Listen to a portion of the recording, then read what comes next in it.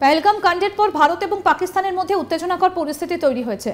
এরই মাঝে সোশ্যাল মিডিয়ায় ভয়াবহ দাবি বিজেপি নেত্রী অগ্নিমিত্রা পালের। এক সোশ্যাল মিডিয়া পোস্টে অগ্নিমিত্রা লেখেন, যখন আমাদেরই কিছু মানুষ নিজেদের মাটিতে দাঁড়িয়ে বিশ্বাসঘাতকতা প্রকাশ করার জন্য পাকিস্তানের পতাকার প্রিন্ট আউট প্রদর্শন করছিল, তখন 3 জন মুসলমান পুরুষ নির্লজ্জভাবে এগিয়ে এসে আমাদের সামনে পাকিস্তান জিন্দাবাদ স্লোগান দিতে শুরু করে। আমার প্রধান উদ্বেগের বিষয় হলো, এরাই মাটি থেকে সমস্ত সুবিধে গ্রহণ করেছে।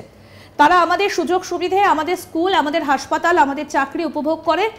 তারা আমাদের সম্পদের কারণেই উন্নতি লাভ করে। তবুও যখন আনুগত্যের কথা আসে, তখন তারা পাকিস্তানের জন্য প্রার্থনা করে এবং দোয়া করে। এটা সেই মাটির সঙ্গে সরাসরি বিশ্বাসঘাতকতা, যা তাদের খাওয়ায়, আশ্রয় দেয় এবং সুযোগ দেয়। তারা আমাদের মধ্যে বাস করে, কিন্তু পাকিস্তানের স্বপ্ন দেখে। এটা কেবল অকৃতজ্ঞতা নয়, এটা বিশ্বাসঘাতকতা। আমি স্পষ্ট করে বলতে চাই, আমরা এই বিশ্বাসঘাতকতাকে নিরুত্তর অবস্থায় থাকতে দেব না। আমাদের ভূমিতে শত্রুকে মহিমান্বিত করলে আমরা চুপ করে থাকব না। আমাদের জাতির এই প্রকাশ্য উপহাসের পরিণতি অবশ্যই ভোগ করতে হবে।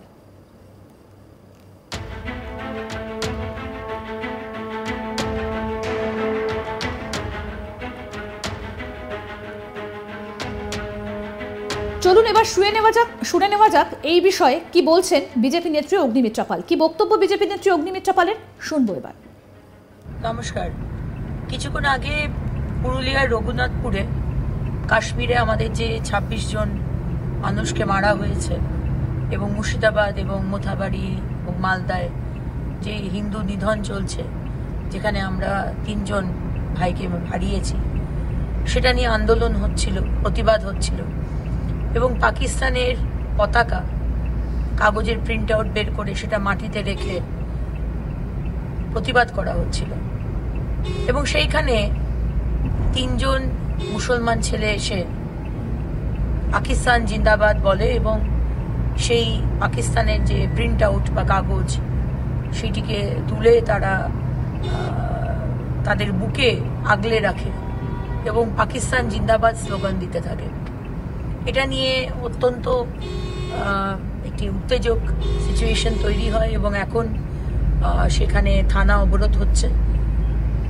এখন আমার এই বক্তব্য যে, কদিন আগেই আমরা আসানসোলে এই সেম জিনিসটি দেখলাম, যেখানে মিছিলের মাঝখান থেকে পাকিস্তান জিন্দাবাদ স্লোগান উঠল, এবং আজকে আসানসোলের পাশে পুরুলিয়াতে আমরা দেখছি পাকিস্তান জিন্দাবাদ রয়েছে। তাই পাকিস্তান যাদের এত কাছের, এত ভালোবাসার জায়গা, যান না সেখানে, যান না, এখানে থাকার দরকার নেই। আপনাদের আমরা ব্যবস্থা করে দিচ্ছি, আপনারা পাকিস্তানে যান। পাকিস্তান বা আপনাদের মুসলমানদের অনেক দেশ আছে, আপনারা সেখানে চলে যান। ভারতবর্ষে যদি থাকতে হয়, ভারতীয়র মতো থাকতে হবে। ভারতীয় যে অস্মিতা, ভারতীয় যে সংস্কৃতি, ভারতীয় যে সেন্টিমেন্ট, সেটাকে সম্মান দিয়ে থাকতে হবে। ভারতের খাবেন, ভারতের পড়বেন, ভারতকে ব্যবহার করবেন আর পাকিস্তানের গুণগান করবেন, এ তো আমরা হতে দেব না। এবং আজকে সমস্ত ভারতবর্ষের বিভিন্ন রাজ্যে আজকে দেখে দেখে অনুপ্রবেশকারী রোহিঙ্গার যারা পাকিস্তানি এসেছে, তাদেরকে এখান থেকে ধরে পাঠানো হচ্ছে ফেরত, কিন্তু পশ্চিমবঙ্গে তার কোনো অ্যাকশন নেই। কারণ পশ্চিমবঙ্গে তো অনুপ্রবেশকারী রোহিঙ্গা, এরা তো হচ্ছে মুখ্যমন্ত্রী দুধেল গাইরা মুখ্যমন্ত্রী বলেই দিয়েছেন, যে গরু দুধ দেয় তার লাঠি খেতে উনি রাজি আছেন।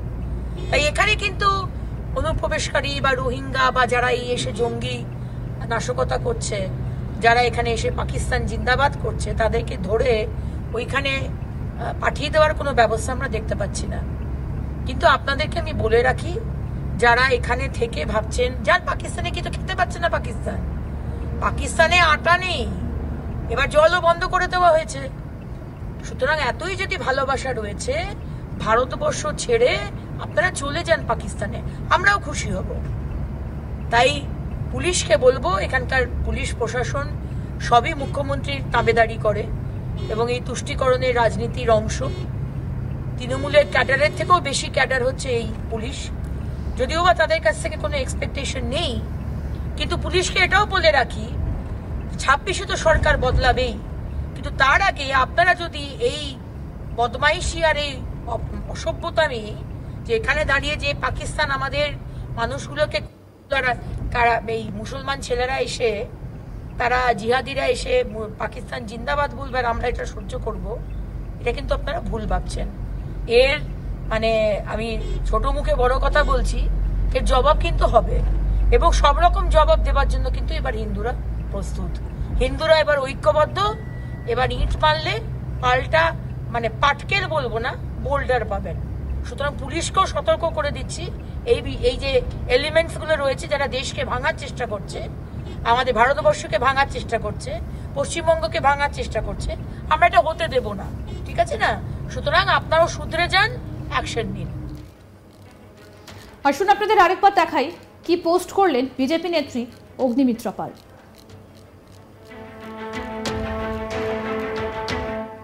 তিনি লিখেছেন, যখন আমাদেরই কিছু মানুষ আমাদের নিজেদের মাটিতে দাঁড়িয়ে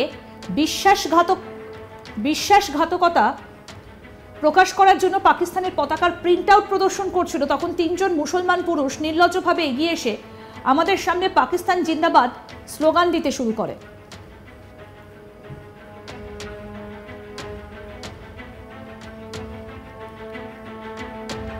আমাদের প্রধান উদ্বেগের বিষয় হলো এরা এই মাটি থেকে সমস্ত সুযোগ সুবিধা গ্রহণ করছে। তারা আমাদের সুযোগ সুবিধে, আমাদের স্কুল, আমাদের হাসপাতাল, আমাদের চাকরি উপভোগ করে। তারা আমাদের সম্পদের কারণে উন্নতি লাভ করে। তবুও যখন আনুগত্যের কথা আসে তখন তারা পাকিস্তানের জন্য প্রার্থনা করে এবং দোয়া করে। এটা সেই মাটির সঙ্গে সরাসরি বিশ্বাসঘাতকতা যা তাদের খাওয়ায়, আশ্রয় দেয় এবং সুযোগ দেয়। তারা আমাদের মধ্যে বাস করে কিন্তু পাকিস্তানের স্বপ্ন দেখে। এটা কেবল অকৃতজ্ঞতা নয়, এটা বিশ্বাসঘাতকতা। আমি স্পষ্ট করে বলতে চাই, আমরা এই বিশ্বাসঘাতকতাকে নিরুত্তর অবস্থায় থাকতে দেব না। আমাদের ভূমিতে শত্রুকে মহিমান্বিত করলে আমরা চুপ করে থাকবো না। আমাদের জাতির এই প্রকাশ্য উপহাসের পরিণতি অবশ্যই ভোগ করতে হবে।